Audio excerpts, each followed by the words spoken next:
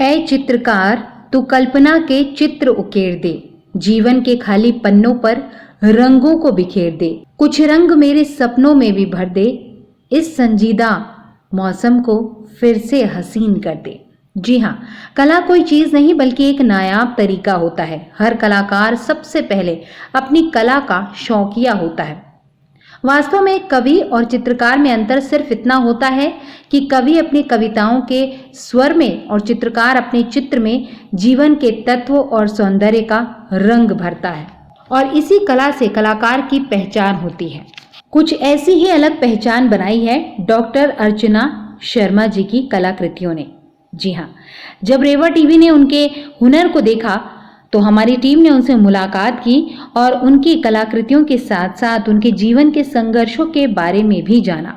इस कहानी की शुरुआत होती है श्रेयेंद्र कुमार सिंह ठाकुर और महेश ठाकुर जी के घर से, जिनके घर में एक कली खिली, नाम है अर्चना।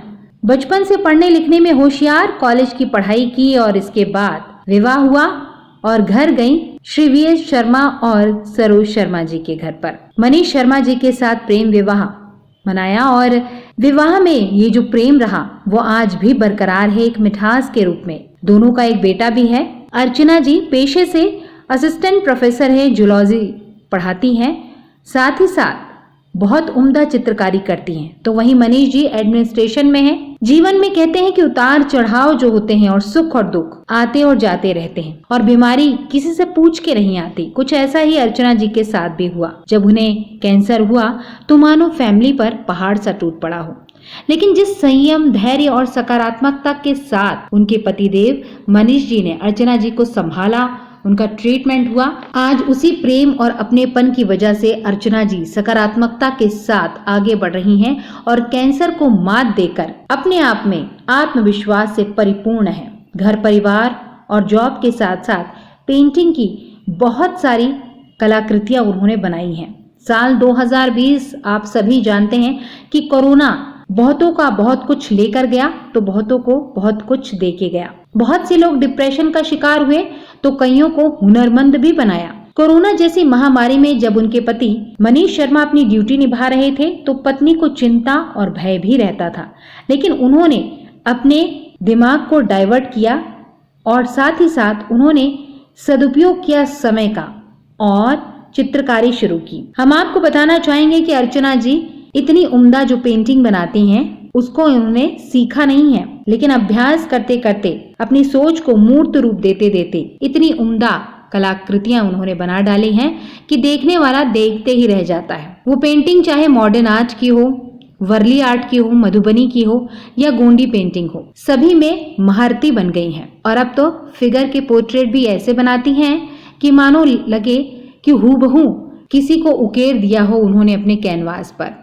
स्वामी विवेकानंद जी, अटल बिहारी वाजपेयी जी, डॉक्टर अब्दुल कलाम जी, या फिर अपनी स्वयं की या फिर फैमिली की पिक्चर्स हो, सारी एक से बढ़कर एक बनाई है और देखते देखते तो दिल बाग बाग हो जाता है। तो आइए जानते हैं डॉक्टर अर्चना शर्मा जी से उनके जीवन के बारे में और साथ ही इन कलाकृतियों को विस्तार से।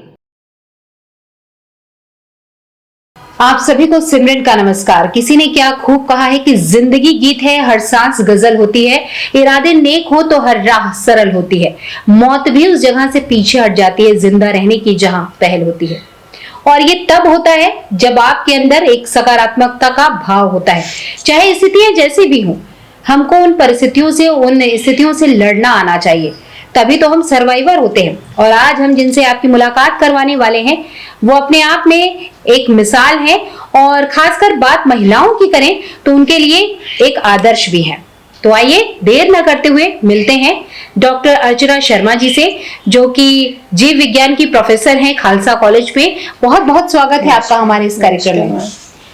एक चीज मैं आपसे पूछना चाहूंगी, क्योंकि महिला हैं, इसके साथ साथ आप घर की जिम्मेदारी संभाल रही हैं, प्रोफेसर हैं, तो कैसे पूरा मैनेज होता है सब कुछ? मैम देखिए, मुझे लगता है कि सबसे पहली एक ब्लेसिंग तो ये है कि महिला होना ही अपने आप में ब्लेसिंग है। क्योंकि जो सेंसिटिविटी हमें होती है फैमिली के लिए, समाज के लिए, तो शिक्षा का मैंने प्रोफेशन भी इसीलिए चूज किया था क्योंकि मुझे एक फर्स्ट पैशन था कि अगर हम वैल्यूज भी देना चाहते हैं, जो हमारे पास वैल्यूज है, तो वो टीचिंग से दी जा सकती है। तो पीएससी में सिलेक्ट होने के बावजूद भी मैंने वो ज्वाइन नहीं किया था और टीचिंग ही मैंने कंटिन्यू रखा और अभी 24 इयर्स हो गए टीचिंग में। तो वो मुझे लगता है कि जो माँ या फीमेल होती है वो हर रूप में उसको सेंसिटिविटी लेवल उसका बहुत होता है। तो उसके साथ क्योंकि हम घर में है तो फैमिली को एक जो विमेन जो एक्सेस होती है उससे ज़्यादा कोई समझ नहीं सकता। तो फैमिली के हर मेंबर के लिए उसके लिए जो फीलिंग है, चाहे हस्बैंड हो, बच्चे हों, इन लॉज हो, तो मुझे लगता है कि फीमेल इज द एक्सेस जी। तो वो मुझे लगता है कि वो बड़ा आसान हो जाता है जब हम उस भाव से काम करते हैं कि फैमिली भी हमको मैनेज करना है। मैनेज तो नहीं कहूँगी, गलत वर्ड है, हमारा अपने आप ही एक नेचुरल अटैचमेंट होता है, तो वो सहजता में होता जाता है कि घर में एक ताना बाना बुनती है एक महिला। मतलब ये होता है कि चाहे वो बात लव मैरिज की हो या अरेंज मैरिज की हो, अपने घर को छोड़ के आती है एक नए एटमॉस्फेयर में। बिल्कुल। उसके बाद उस परिवार को एक्सेप्ट करना, उनके कल्चर को एक्सेप्ट करना, वहां पे अपने आप की एक छवि बनाना, फिर सबका ख्याल रखना। उसके बाद आपकी जब फैमिली प्लानिंग होती है फिर आप एक अलग रोल में आ जाते हैं। तो कैसा रहा ये सफर आपका? आपके कॉलेज के बाद फिर आपका विवाह हुआ जी। तो आपका विवाह अरेंज मैरिज था या लव मैरिज? इसको मैं लव कम अरेंज मैरिज कहूंगी जी। क्योंकि पसंद तो हम एक दूसरे को पहले से करते थे, लेकिन हमारी फैमिली के साथ हुई कि भाई फैमिली की आपस में अंडरस्टैंडिंग के साथ एक बहुत अच्छे तरीके से जैसे होना चाहिए वैसे ही कि भाई सारे लोग रेडी थे। क्योंकि जब बहुत एक एक्सेप्टेंस के साथ शादी होती है तो वो स्मूथ हो जाती है लाइफ। तो वो शुरुआत बहुत अच्छी हुई। मेरे इन लॉज ने, मदर इन लॉ तो थी नहीं, उन्होंने मुझे पसंद किया था लेकिन she passed away. Father in law ने बहुत अच्छे से मुझे अपने घर में वो मतलब लेकर गए। तो वो एक पहला ही फीलिंग ये था कि जिस फैमिली में आपका एक्सेप्टेंस इतना अच्छा है उसको आपको बेस्ट देना है। तो जॉब के साथ मैंने एक्स्ट्रा कोशिश की कि राजपूत होने के बाद जब मैं ब्राह्मण्स के यहाँ गई तो वहाँ की वैल्यूज, वहाँ की ट्रेडिशंस को फॉलो करूँ। तो जो जो चीज़ें हमारे बताई गई, पिताजी ने बताया कि भाई ये करते हैं हमारे यहाँ ये, तो मैंने उनको एक लकीर के रूप में मान लिया कि नहीं ये तो मुझे करना है और बहुत खुशी से करना है क्योंकि उद्देश्य था कि उनको खुश करना था। तो वहाँ अपने आप एक तरह से स्मूथनेस आ जाती है जब आपके आसपास का माहौल अच्छा होता है। तो वो चीज़ हुई।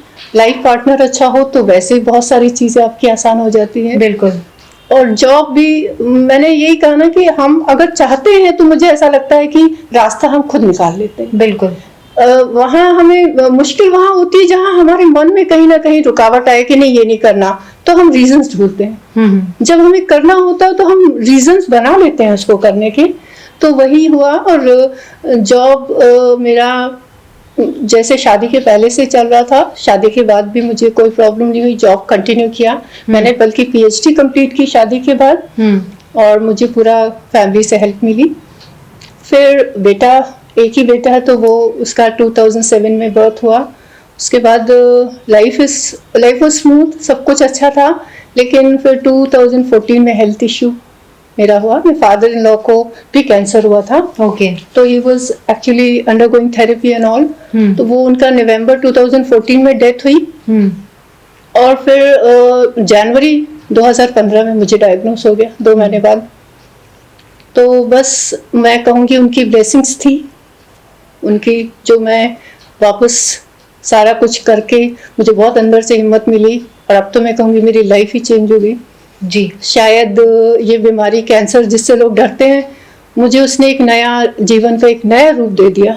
और अब मुझे लगता है कि कैंसर ही क्यों, किसी भी तरह किसकी लाइफ सेफ है, जीवन का भरोसा है ही नहीं, तो फिर हमें डरना किस बात का। बिल्कुल। मुझे लगता है कि प्रेजेंट में जब हम जीना सीख लेते हैं तो फिर वो डर निकल जाता है।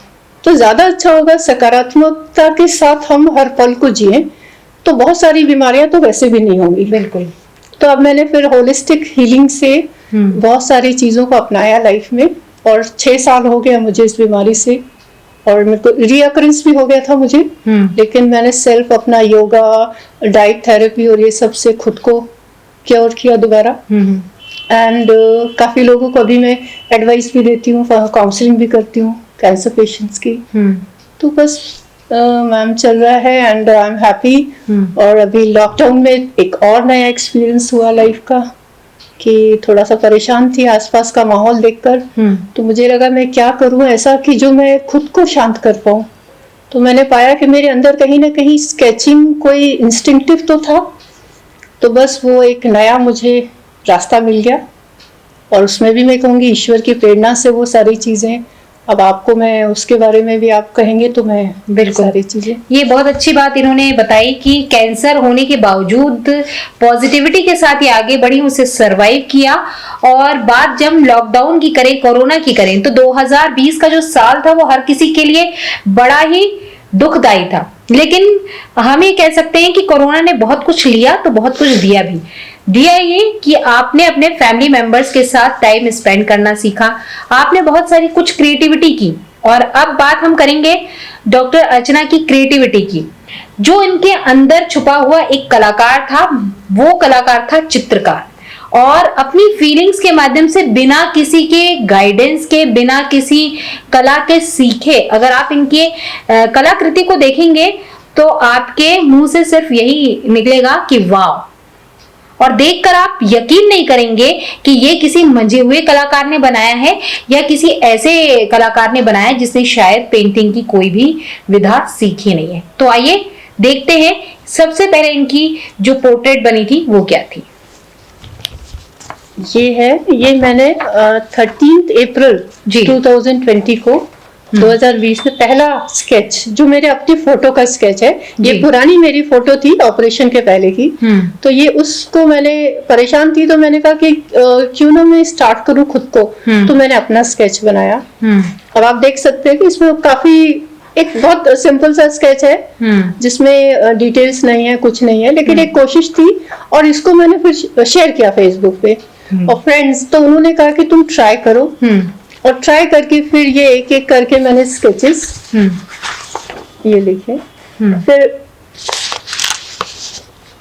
ये शर्मा जी का स्केच बनाया मैंने। ये इनके पतिदेव का है, बहुत ही प्यारा है, जैसी फोटो है वैसे ही दिखते हैं। ये देखिए, ये माँ की ममता को प्रदर्शित कर रहा है ये चित्र। ये मेरे फादर इन लॉ, ये एक्चुअली एडिशनल एसपी थे पुलिस में। तो इनका वो वाला पोर्ट्रेट उसको मैंने बनाया क्योंकि इनकी यही छवि है जो सब याद रखते हैं। और इसको सबने अप्रिशिएट किया। तो इस वाले पोर्ट्रेट के बाद मुझे लगा कि मैं कर सकती हूँ। जब सबने कहा कि पिताजी का तो वैसे ही बना जैसे वो थे, एकदम एक्यूरेट बना हुआ है। शोल्डर से लेके आपके फेस को आप देखें तो एकदम एक्यूरेट बना हुआ है। जी, ये है मेरी मम्मी, मदर इन लॉ। इनका ये पहला, एक्चुअली इनका बड़ा आशीर्वाद था। शादी के पहले ही इन्होंने अपना वो दिया था। तो मुझे एक था कि मम्मी का बनाना है, लेकिन ये मैं इससे सेटिस्फाइड नहीं थी। बट अंदर से था इसलिए स्केच किया ये बेटे का। तो पहले फैमिली से ही शुरुआत की क्योंकि अपने बुरा नहीं मानते हैं। कुछ ठीक नहीं भी बना तो चलेगा। ये है, ये कुछ सिंपल स्केचेस हैं। फिर हमारी मारेवा, ये इनका देखिए कितना शानदार है। और फेस आप देखेंगे तो बड़ा ही अट्रैक्टिव है, बोलती हुई आंखें हैं और तीखे नैन नक्श। श्री राम, मर्यादा पुरुषोत्तम भगवान श्री राम।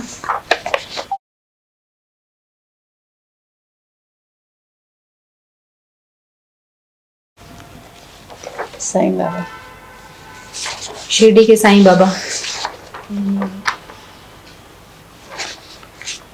कन्हैया जी, ये राधा कृष्ण की जोड़ी। ये माँ दुर्गा, ये माँ दुर्गा। ये लता जी बहुत इंस्पायरिंग है। स्वर साम्राज्ञी। हूबहू वैसी ही तस्वीर बनी है जैसी कि ये दिखती है। विवेकानंद जी, कोई नहीं कहेगा कि ये किसी ऐसे चित्रकार ने बनाया है जिसने शायद कभी ट्रेनिंग नहीं ली है। ये एक लैंडस्केप का बनाया था जी। क्योंकि मुझे लगा कि हर चीज ट्राई की जाए। तो मैंने डिफरेंट एंगल जो जो हो सकता था, जो जितना समझ में आया जी, वो सारी।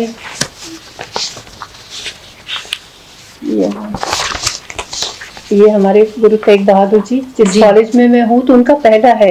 इसके बाद भी मैंने बनाया, लेकिन फर्स्ट स्केच उनका मैंने बनाया।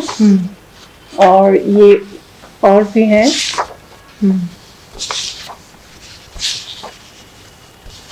ये मैम कलाम साहब का है। ये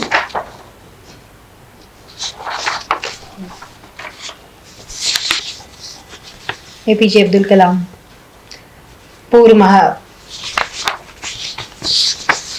पूर्व राष्ट्रपति जी। ये हमारे आचार्य ओशो, रजनीश ओशो। इनको बनाने में थोड़ा मुझे लग रहा था, क्योंकि इनकी आंखों का ही मेन है, तो मुझे लगा थोड़ा पहले हाथ सेटल हो फिर बनाऊं। ये मेरी PhD guide doctor Jayashree Naidu ma'am, अभी ये भी नहीं है इस दुनिया में। तो उनको भी एक ट्रिब्यूट था। और इसके ये मेरी बिटिया है पूर्वा, नीस मैम।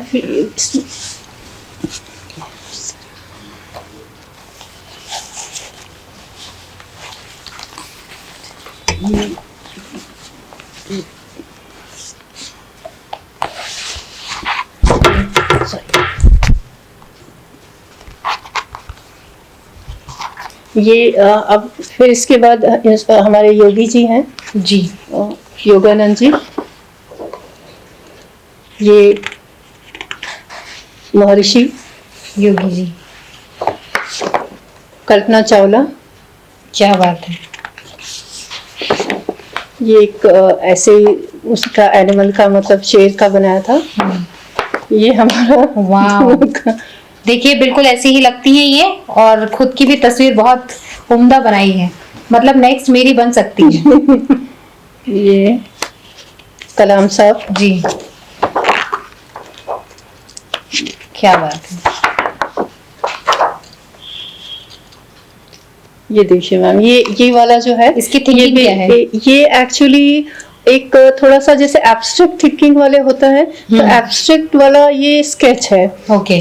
तो ये एक मान लीजिए एक तपस्वी या जो शिव साधक है, तो भगवान शिव के ध्यान में एक ऐसा उनका बनाया है कि शिव का ध्यान करते हुए तो उनके मन मस्तिष्क में जो इमेज है उसको प्रदर्शित करता हुआ एक स्केच है। ये मेरी दादी, बहुत ज्यादा मेरे लाइफ में इनका इन्फ्लुएंस था, तो दादी का मैंने बनाया है। ये मदर इन लॉ की सेकंड पोर्ट्रेट है। उसमें मैं सेटिस्फाइड नहीं थी तो मैंने ये बनाया। तो इसमें सबने कहा बिल्कुल वैसे ही दिखती हैं। ये एक ऐसे सिंपल एक फीमेल फिगर। ये हमारे फैमिली में बच्चा है, मतलब मेरी ननद के बेटे हैं, उसका है। ये गुरु गोविंद सिंह जी। कोई कह नहीं सकता है कि ये किसी ऐसे चित्रकार ने बनाया है जिसने ट्रेनिंग ना ली हो। ये आपके अंदर की प्रतिभा है जो स्केच के माध्यम से आपने उकेरी है। ये देखिए, ये भी मुझे बहुत पसंद है, ये वाला जी। ये छोटा बच्चा है, ये बुद्ध के स्टैच्यू को छूता हुआ, और ये उनके हाथ को भी अपने उससे कर रहा है, तो ये एक्चुअली वो टच करके फील कर रहा है वाइब्रेशन को। ये एक ओल्ड कपल का है। ये हमारे तेग बहादुर जी, गुरु तेग बहादुर जी, राधा कृष्ण, डॉक्टर राधा कृष्ण, राष्ट्रपिता महात्मा गांधी, माँ दुर्गा। बड़ी आकर्षक कलाकृति है ये मेरा सेकंड पोर्ट्रेट उसके बाद वाला। वाह। ये फिर ये इनकम्प्लीट है। ओके। और इसमें इसके अलावा ये कुछ और अटल जी का है, पूर्व प्रधानमंत्री अटल बिहारी वाजपेयी जी। हूबहू वैसी ही तस्वीर है। ये मैम ये भी ऐसे मतलब एक पोर्ट्रेट बना Portrait है। है। हाँ जी, ये पटेल, सरदार पटेल। ये अधिकतर सबको बहुत अच्छा लगा क्योंकि थोड़ा रियलिस्टिक अधिक बन गया ये। फेस पे अगर आप ध्यान दें तो पूरे रिंकल से लेके उनके लिप्स, उनकी आईज बहुत ही नेचुरल तरीके से बना हुआ है। ये एक सिंपल रेनी डे का सीन है। ये क्राइंग बॉय बेबी, ये बेटे का बनाया मैंने। उस वो फर्स्ट था, इसके बाद ये सेकंड। ये इसके बाद ये वाला, ये देखिएगा ये वाला विवेकानंद जी का। इसके बाद ये भी एक सीनरी, ये लैंडस्केप, थोड़ा रियलिस्टिक लैंडस्केप है। ये गुरु नानक देव जी। वाह, एकदम बारीकी से बना हुआ है ये। ये मोनालिसा। हर पेंटर जरूर बनाता है एक बार अपनी लाइफ में। हाँ, ये बहुत डिफिकल्ट है, बहुत ज्यादा डिफिकल्ट है, लेकिन ये कि कोशिश की मैंने। अभी इसमें मुझे लगता है बहुत समय लगेगा तब जाके ये ठीक बनेगा, बट ये है कि अभी इनिशियल लेवल पे ट्राई किया है। हालांकि सेटिस्फाइड बिल्कुल नहीं हूँ। गुरुदेव टैगोर, सुभाष चंद्र बोस। उसके बाद कलर। ये कलर एक ही बनाया था फर्स्ट। ये Okay. कलर पेंसिल से बनाया, Wow. इसमें पेंट नहीं यूज किया। मैंने कहा ट्राई करती हूँ कलर पेंसिल से थोड़ा रियलिस्टिक लुक आए। ये एल्बर्ट आइंस्टाइन, इंदिरा गांधी जी। तो आप ये हैं, बिल्कुल। ये बेबी कृष्णा, और ये है छोटे से बेबी शिव। जी, भगवान शिव का बाल रूप स्माइल देता हुआ। ये कल का ही स्केच है, लेटेस्ट। एक स्केच बनाने में कितना टाइम लगता होगा आपको? पहले मुझे 4-5 घंटे लगता था, लेकिन ये तो मेरे 1-2 घंटे में बने हैं। तो वो अब क्योंकि थोड़ा सा जैसा अंदर से फीलिंग आती है तो मुझे लगता है बहुत जल्दी बन जाता है जी। और अगर आपका मन नहीं है तो कई बार 5 घंटे में भी स्केचिंग ठीक नहीं होती है। तो ये कोना आपने देखा पूरा आर्ट से परिपूर्ण है, कलाकृतियों से परिपूर्ण है। अब हम जानना चाहेंगे कि जो कलर भर रही हैं कौन कौन सी किस किस विधा की हैं ये पेंटिंग्स। ये कौन सा आर्ट? ये मैम मधुबनी है। मधुबनी एक्चुअली हमारे मधुबनी एरिया बिहार की, वहां से इसका ओरिजिन है जी। और ये काफी एंशिएंट वो है, और वहाँ पे जो ग्रामीण या वहाँ की जो लोकल महिलाएं हैं वो हमेशा उसमें मतलब उनका एक था कि अपने विचारों को प्रस्तुत करने के लिए इस आर्ट के द्वारा वो हमेशा दीवारों पे या अपने घर के आसपास बनाते थे जी। अब आज की डेट में हमारी गवर्नमेंट जो है, इंडियन गवर्नमेंट, इसको प्रमोट कर रही है। तो इस क्षेत्र में मैंने देखा कि मधुबनी में आज की डेट में सबसे ज्यादा इंटरनेशनली भी ये आर्ट सबसे ज्यादा वो हो रहा है। तो ये मैंने चूज किया कि पहले हम बाकी चीजों से ज्यादा फोक आर्ट को अगर मैं समझूं तो उससे हम हमारे ग्रामीण जीवन को समझ सकते हैं कि इंडिया में अलग अलग जगह पे जो फोक आर्ट का प्रेजेंस है वो किस तरह का है। तो मैंने यहाँ से शुरुआत की। ये मधुबनी है, ये पटचित्र है उड़ीसा की, बंगाल और उड़ीसा वाले एरिया में पटचित्र, ये राधा कृष्ण पटचित्र से है। ये है कलमकारी पेंटिंग और ये माँ सरस्वती जी की है। इसमें ये हमारे यहाँ आंध्र से लगा हुआ क्षेत्र वहाँ का फोक आर्ट है जी। और इसमें आप देखिए इसका जो बनाने का तरीका उससे बिल्कुल डिफरेंट है। इसमें थोड़ा सा ज्यादा माइन्यूटली हमें इसको बनाना पड़ता है जी। ये है पिछवई आर्ट। पिछवई, हाँ, ये श्रीनाथ जी का है, भगवान कृष्ण का स्वरूप है ये। और ये श्रीनाथ जी का टेम्पल है राजस्थान में जी, नाथवाड़ा में। तो वहां पर इनका बहुत ज्यादा एक मतलब पूरा विश्व प्रसिद्ध मंदिर है। तो उनका ये स्वरूप, तो इस स्वरूप का मतलब पहले मैंने इसको स्टार्ट किया जी। तो इसके बाद इसके आगे के और अभी बनाने हैं मुझे। फिर ये कॉफी आर्ट में कॉफी से भरा हुआ है। ये कॉफी पेंटिंग्स हैं, लॉर्ड बुद्ध कॉफी आर्ट से। ये किचन से मटेरियल लेके मैंने कहा कुछ ऐसा किया जाए कि सिंथेटिक कलर से हटके कुछ, तो इसमें मैंने ट्राई किया था जी। ये वर्ली आर्ट है, महाराष्ट्र का फेमस आर्ट है, एंशिएंट आर्ट जी। तो ये इसमें राधा कृष्ण है। इसको मैंने नाम दिया है सेरेनिटी, यानी एक जो रास लीला का जो मंचन में, हाँ मंचन, ये है गोपियां हैं जी और राधा कृष्ण है जी। तो ये रात का ब्लैक कलर इसलिए लिया था कि रात का है ये भी मॉडर्न फ्यूजन के साथ मधुबनी है। वाह। ये अभी 26 जनवरी में मैंने वर्ली आर्ट से ये बनाया था, तिरंगे का ये आर्टिस्टिक। इसमें आप देखेंगे जो शादी के कार्ड्स हमारे घर में आते हैं उनको यूज किया है इन्होंने। हाँ, क्योंकि ये नॉर्मली हम क्या करते हैं, शादी के कार्ड्स हटा देते हैं जी। ये सब मैंने कहा इसका कुछ यूज किया जाए, क्योंकि ये एक पेपर को सेव करने का भी तरीका है और उसको हम आर्टिस्टिक वो दे सकते हैं जी। तो ये मैंने वर्ली आर्ट के इसमें मोटिव्स और ये पेंटिंग्स बनाए हैं जी।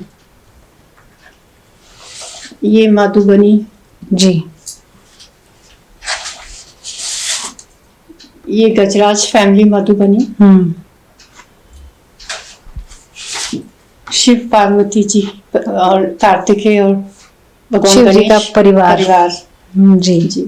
ये राजस्थानी पेंटिंग है। ओके। ये भी मधुबनी मोटिव है, लोटस। और मधुबनी में फिश का बहुत इम्पोर्टेंट होता है, मछली को अलग अलग उसमें बनाया जाता है, तो ये मोटिव्स हैं। ओके। ये एक फार्मर, मतलब उनका है, किसान का सिंपल है। मैं एक्चुअली मेरे पिताजी फार्मर थे। ओके। तो ये माँ सरस्वती। ये वाटर कलर पेंटिंग है, वाटर कलर आर्ट।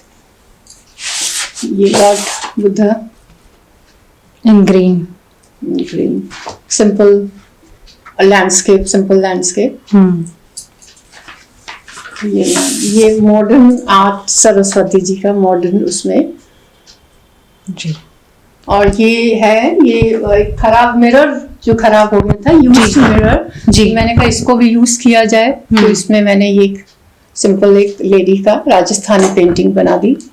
तो इतनी सारी पेंटिंग्स और कलाकृति देखकर ऐसा लग रहा है कि एक एग्जीबिशन हो जाए और एक पूरी बुक बल्कि पब्लिश हो जाए इन कलाकृतियों की। कैसा रहेगा आपके लिए? Thank you so much ma'am, आपने मतलब एक नया मुझे और दिशा दे दी जी। तो एग्जीबिशन के लिए तो अब तैयारी है, देखिए अब कब हो पाता है जी। और बुक के लिए मुझे लगता है कि अब उसकी स्टार्टिंग मतलब हो गई है, एक तरह से आपने थॉट दे दिया है, तो अब आज से ही इसको कोशिश करती हूँ, क्योंकि हर एक कलाकृति के पीछे एक कहानी है, उसमें थोड़ा सा मैटर और आपके कलाकृति, फिर थोड़े से मैटर आपकी कलाकृति और एक पॉजिटिवनेस जो खासकर कैंसर के जो पेशेंट्स हैं उनको एक दिशा देने के लिए, उनको सकारात्मकता की ओर बढ़ने के लिए, उनको जीवन के सार बताने के लिए ये आपके लिए जो आने वाले समय की जो पीढ़ी है उसके लिए आप एक आदर्श प्रस्तुत कर रही हैं। जी, एक्चुअली मुझे लगता है कि शायद जब दूसरा जीवन हमें मिलता है तो उसका भी कुछ एक डिवाइन मैसेज होता है। ईश्वर वो चाहते हैं कि आप कुछ ऐसा करें, क्योंकि वो जो लाइफ पहले की थी और अब बहुत डिफरेंस है। मुझे लगता है कि एक रीजन के लिए मुझे लाइफ दी गई है। लाइफ में कभी नेगेटिविटी थोड़े देर के लिए कभी ऐसा लगा आपको कि नहीं? मैं आपसे कहूंगी कि मैं आज तक मेरे एक आंसू भी नहीं आया। मैंने कभी ईश्वर से ये नहीं कहा कि मुझे क्यों हुआ, और उसका कारण है क्योंकि जब मैं आपको बताऊं, मेरा 15 आवर्स का ऑपरेशन था, उसको कमांडो सर्जरी कहते हैं और उसमें बहुत रिस्क रहता है, तो कमांडो सर्जरी नाम ही है। तो उसमें जब कमांडो सर्जरी के बाद 4 डेज में वेंटिलेटर पे थी, तो वेंटिलेटर पे मुझे डॉक्टर ने कहा कि आपको सांस नहीं लेना है, the machine is breathing for you. तो वेंटिलेटर पे आपको होश भी है और आप पड़े पड़े सोच रहे हो, तो थॉट ये आता है कि आप जितनी भी बॉडी में पेन है लेकिन मेंटली तो आप बिल्कुल हेल्दी हो। तो मुझे लगा कि ये हुआ क्यों मेरे साथ। मैंने जब उस चीज़ को सोचा तो मुझे समझ में आया कि कैसे मैंने लाइफ में अट्रैक्ट किया इसको। तो लॉ ऑफ अट्रैक्शन की बातें, क्योंकि मैंने सीक्रेट बुक पढ़ी हुई थी और वो मेरे दिमाग में स्ट्राइक किया, और वो सारी एक एक बातें मुझे याद आई कि कैसे अट्रैक्ट किया मैंने। और मैम उस दिन के उसी समय से, उस क्षण से मैंने ये कि अट्रैक्ट अगर मैंने किया है तो उसको रिपेल भी मुझे ही करना है। और मैंने डिसाइड किया कि अब अपने आप से कहा कि अर्चना तेरे साथ जो बुरा होना था वो हो गया, द वर्स्ट हैज हैपेंड, अब जो होगा अच्छा ही होगा। और मैंने उसी पल सोच लिया कि नहीं, अब बच्चा छोटा है, मुझे अपने आप को ठीक करना है। और फिर पीछे नहीं देखा, तकलीफों के साथ भी आगे बढ़ती रही कि ठीक है बॉडी में प्रॉब्लम है, लेकिन जब तक मेंटली हम अपने आप को पूरी तरह नीचे नहीं लाते हैं, आप अगर अपना विलिंगनेस लाइफ को समझ के आगे रखते हैं, तो मुझे लगता है ईश्वर भी साथ देता है और बॉडी भी रिस्पॉन्ड करती है। बिल्कुल, क्योंकि बॉडी को वो सारा मैसेज ब्रेन देता है। अगर मेंटली आप स्ट्रांग है तो ब्रेन से पॉजिटिव मॉलिक्यूल्स रिलीज होंगे। बिल्कुल। और कई बार ऐसा बोलते हैं ना कि जो आप चाहते हैं ईश्वर वो नहीं देता है, जो आपके लिए अच्छा होता है ईश्वर वो करता है। बिल्कुल। और मुझे लगता है देखिए, हमारे थॉट्स ही तो हैं सारे जो वाइब्रेशंस निकलते हैं। तो आप अगर लाइफ में जीना चाहते हैं और वो विलिंगनेस आप दिखाएंगे, तो वो सृष्टि भी, लाइफ भी तो आपको हेल्प करेगी। जी। कीमोथेरेपी भी, ये रिसर्च ने प्रूव किया है कि कीमोथेरेपी और रेडिएशन उन्हीं पेशेंट्स पे तेजी से असर करता है जिनके अंदर से विलिंगनेस होती है। तो अगर आप अंदर से जीना चाहेंगे तो सारी चीजें आपको हेल्प करती है। तो पॉजिटिविटी बहुत इंपॉर्टेंट है, चाहे वो कैंसर हो या कोई और बीमारी हो। जी। अगर आपके अंदर है कि जैसे हुई है तो जाएगी ना, क्यों नहीं जाएगी। आप अगर ये सोचेंगे कि मुझे ठीक होना, मैं होंगी ठीक या हो जाऊंगा, तो 100% नहीं, चलिए मान लीजिए अगर आप उस समय तो सोचेंगे तो आप ये कहेंगे नहीं मुझे ठीक होना है। आपकी बातें हमेशा प्रेरणादायी लोगों को करेंगी। और बात हम यहाँ पर अगर करना चाहें कि सरकार और पूरा देश और देश क्या अंतर्राष्ट्रीय स्तर पर महिला दिवस मनाया जाता है 8 मार्च को। जी। तो आर यू सेटिस्फाइड, एक दिन महिलाओं के लिए होना चाहिए, या हमारे तो 365 दिन के हर एक पल महिलाओं के लिए है, और एक महिला ही है जो सृष्टि का निर्माण करती है और साथ ही साथ संस्कार के साथ समाज को आगे बढ़ाती है। क्या कहेंगे आप? मैं इस चीज को ये कहूंगी, देखिए हमारे अपने, अगर हम सनातन परंपरा में देखें तो महिलाओं को तो बेसिक आधार माना गया है, फैमिली का भी, समाज का भी। और प्राचीन समय से आज जो चीजें बोली जाती हैं वो आप देखिए हमारे एंशिएंट लिटरेचर में है कि महिलाओं को बहुत सशक्त माना गया था। तो वो अगर उन सब चीजों को भी हम देखें और हमारे आज की भी सामाजिक परिवेश में भी हम देखें तो ठीक है, कहीं ना कहीं महिलाओं के साथ चीजें हो रही हैं, लेकिन फिर भी मुझे ऐसा लगता है कि हर इंडियन फैमिली में विमेन फोकस रहती है, बच्चों पे भी उनका उतना ही ध्यान होता है, परिवार को भी करना, और साथ में देखिए वो खुद भी घर से बाहर निकल के कर रही हैं। तो मुझे लगता है कि उस महिलाओं के लिए 365 डेज मतलब पूरे इम्पोर्टेंट होते हैं। एक दिन इसलिए शायद बनाया दिया गया है कि वो गवर्नमेंट की सारी कौन कौन सी स्कीम्स हैं, क्या है, उनको हाईलाइट करना, but for a family and all of us मुझे लगता है 365 डेज इम्पोर्टेंट है। और मैं तो व्यक्तिगत रूप से सोचती हूँ कि जिस घर में फीमेल एम्पावर्ड है वो परिवार में बच्चे भी एम्पावर्ड होंगे, चाहे बिटिया हो बेटा हो, क्योंकि माँ से ही बच्चे पे सारे संस्कार जाते हैं और फैमिली में बहुत इन्फ्लुएंस होता है। तो मेरे लिए तो ऑल 365 डेज फीमेल के लिए इम्पोर्टेंट है। क्या संदेश देना चाहेंगी संस्कारधानी निवासियों को? कोरोना का इतने अच्छे से यूटिलाइज किया, आप सभी ने देखा कि किस प्रकार से अपने मन की व्यथा, अपने मन के घबराहट को एक सुंदर कलाकृति में इन्होंने कैनवास पे उकेर दिया। तो क्या संदेश देना चाहेंगी आप, खासकर वो लोग जो कि इस करियर के प्रति आगे बढ़ रहे हैं, कलाकारी के लिए आगे बढ़ रहे हैं, पेंटर बनना चाहते हैं या फिर अपनी जीवन में कुछ आगे बढ़ना चाहते हैं? मेरी तरफ से मैं ये सोचती हूँ कि सबसे पहले तो हमारे अंदर से जो भी एक पैशन होता है, जिसको भी जो चीज़ पसंद है, जरूरी नहीं कि हर किसी को स्केचिंग पसंद हो या किसी को कुकिंग पसंद है, सिंगिंग है, डांसिंग है, आपको जो अंदर से जिस चीज़ में पैशन हो उसकी ओर आपको समय देना चाहिए। आप उसके लिए एक निश्चित समय बना लीजिए कि 1 घंटा आधा घंटा रोज देना है, और उस पैशन को आप जिए, उसमें आप अंदर से मगन हो जाएं, तो मुझे लगता है लाइफ का एक अलग स्वरूप आपको दिखेगा। और मैंने तो काफी लोगों को बोला है कि ठीक है, आपको मेरी पेंटिंग्स अच्छे लग रहे हैं, आप वो करिए जो आपको पसंद है। और कुछ लोगों ने कुकिंग, अपने डिफरेंट डिफरेंट डिशेस बनाना स्टार्ट किया, कुछ लोग केक बना रहे हैं, उसको सोशल मीडिया में पोस्ट कर रहे हैं। तो मुझे लगता है कि सबके अंदर एक अद्भुत अनोखा एक वो है, संसार छुपा हुआ है, बस उसको रास्ता देना है हमें, और वो हर व्यक्ति कर सकता है। थोड़ा सा समय निकाल के, जैसे हम बाकी चीज़ों में फेसबुक पे, व्हाट्सएप पे देते हैं, उसके लिए भी समय दीजिए, और कुछ ना कुछ अच्छा निकल के आएगा, और वो क्रिएटिव भी होगा, इनोवेटिव भी होगा। मुझे लगता है उससे आपको हो सकता है आपकी लाइवलीहुड आगे मिल जाए, पैसा भी आपको आ सकता है जी। और सबसे मेन चीज़ है कि आप तनाव मुक्त रहेंगे, क्योंकि आर्ट एक ऐसा फील्ड है कि आपको स्ट्रेस से दूर करता है, मेडिटेशन के लिए भी सहायक है। तो बहुत सारी चीज़ें हो सकती हैं, हम जो चाहते हैं वो करें। बिल्कुल। लेकिन हाँ, वहाँ ये कि चाहते हैं तो हमें अपनी वैल्यूज भी देखना है, हमारी मान्यताएं क्या हैं, सामाजिक मूल्य क्या है, उन सब के हिसाब से हम आगे बढ़े। कुल मिला के कहें अर्चना जी के लिए तो हर एक चीज को समय पर संतुलित तरीके से किस प्रकार से प्रेजेंट करना है, किस प्रकार से रिप्रेजेंट करना है, किस प्रकार से अपने दायित्वों का निर्वहन करना है, साथ ही साथ अपने घर की जिम्मेदारियों के साथ बाहर की जिम्मेदारियों को भी निभाना है, बच्चे को देखना है, पति को देखना है, और अपनी हॉबीज को मरने नहीं देना है बल्कि जिंदा रखना है, और क्रिएटिविटी के साथ आगे बढ़ना है और पॉजिटिविटी के साथ आगे बढ़ना है। खासकर कि जब आप किसी बीमारी से ग्रस्त होते हैं तो एक नकारात्मकता आपके जहन में आ ही जाती है, चाहे आप कुछ भी कर लीजिए।